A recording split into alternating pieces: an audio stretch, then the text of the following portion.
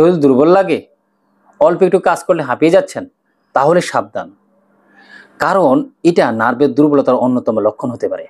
আজকের ভিডিওতে আমি জানাবো নার্ভ কি, নার্ভের দুর্বলতা কিভাবে আপনি দূর করবেন, এবং কি নার্ভের দুর্বলতার লক্ষণ, এবং কি নার্ভের দুর্বলতা দূর করার 5টি হোমিওপ্যাথিকের সেরা মেডিসিন নিয়ে আজকের ভিডিওতে আলোচনা করব। ইনশাআল্লাহ তাআলা আপনি অল্প খরচে আপনার নার্ভের দুর্বলতা দূর করতে পারবেন। এজন্য ভিডিওটি একবার শেষ পর্যন্ত দেখার অনুরোধ রইল। যারা এখনো পর্যন্ত আমার আরোগ্যখানা ইউটিউব চ্যানেলটিকে সাবস্ক্রাইব করেন তারা অবশ্যই সাবস্ক্রাইব করে সঙ্গে থাকবেন, আর যারা অলরেডি সাবস্ক্রাইব করেছেন তাদেরকে অসংখ্য ধন্যবাদ, মোবারকবাদ।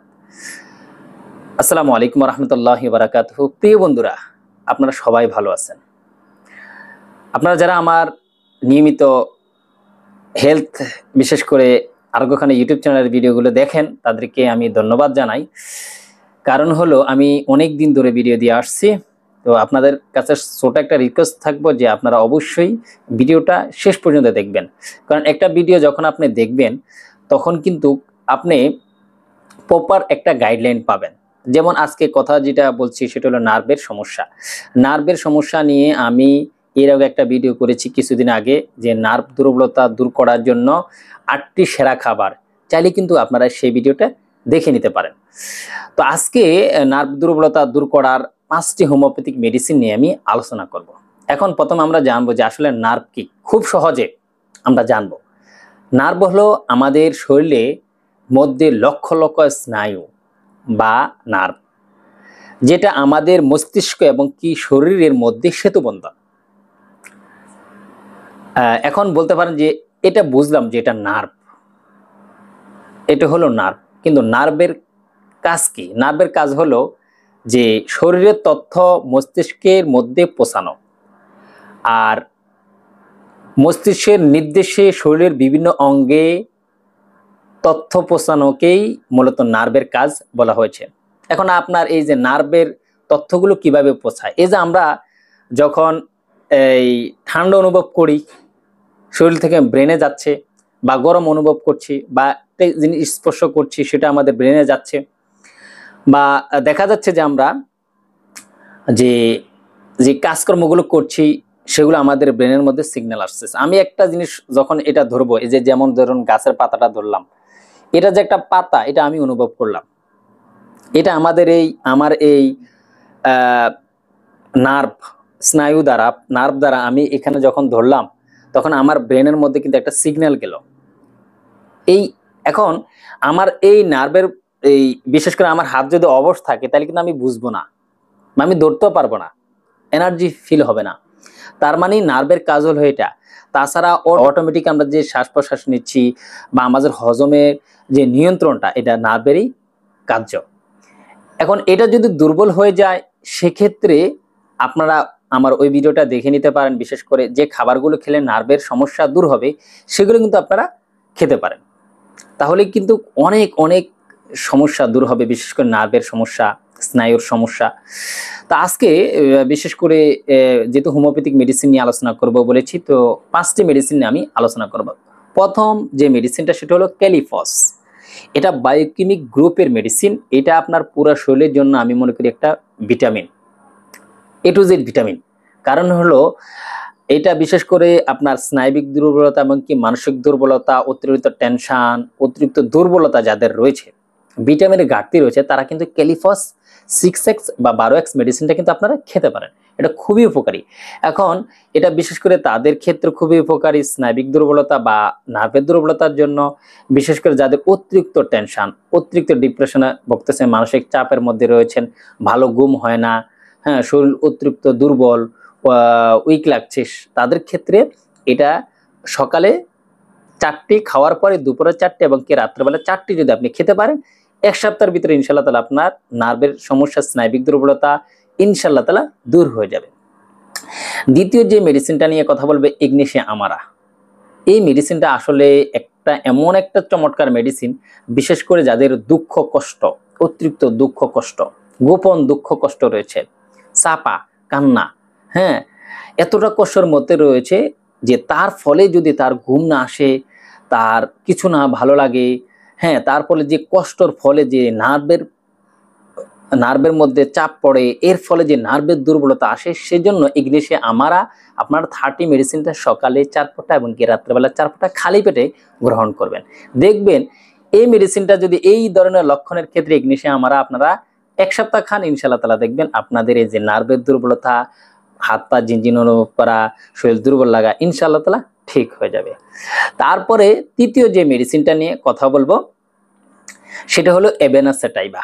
এবেনা সেটাইবাটা আসলে বিশেষ করে অতিরিক্ত মানসিক টেনশন, স্নায়বিক দুর্বলতা, যাদের ঘুম হয় না, শরীর অনেক দুর্বল, হ্যাঁ, শরীরে পুষ্টির ঘাটতি রয়েছে, এনার্জি ঘাটতি রয়েছে, তাদের জন্য এটা খুব চমৎকার একটা মেডিসিন। এই মেডিসিনটা মাদার টিনসের হলে খুবই ভালো হয়। আপনারা সকালে 10 ফোঁটা এবং রাত্রেবেলা 10 ফোঁটা এই মেডিসিনটা খেতে পারেন।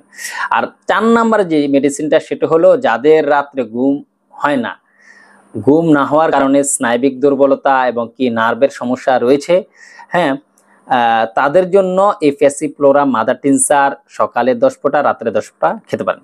তবে আপনাদেরকে একটা কথা বলে নিই, শারীরিক দুর্বলতা এবং কি মানসিক দুর্বলতা, অতিরিক্ত টেনশনের ফলে, হ্যাঁ, যাদের শরীরে এনার্জি পাচ্ছে না তাদের জন্য এবেনা সেটাইবা, আর যাদের ঘুম হচ্ছে না ফ্যাসিফ্লোরা একসাথে মিক্স করে মাদার টিনসার আপনারা সকালে 10 ফোঁটা রাত্রে 10 ফোঁটা, দুইটা মেডিসিন 5 ফোঁটা 5 ফোঁটা, সকালে 5 ফোঁটা 5 ফোঁটা 10 ফোঁটা, আর রাত্রেবেলা 5 ফোঁটা 5 ফোঁটা 10 ফোঁটা একসাথে মিক্স করে আপনারা 2 বেলা 20 ফোঁটা খাবেন।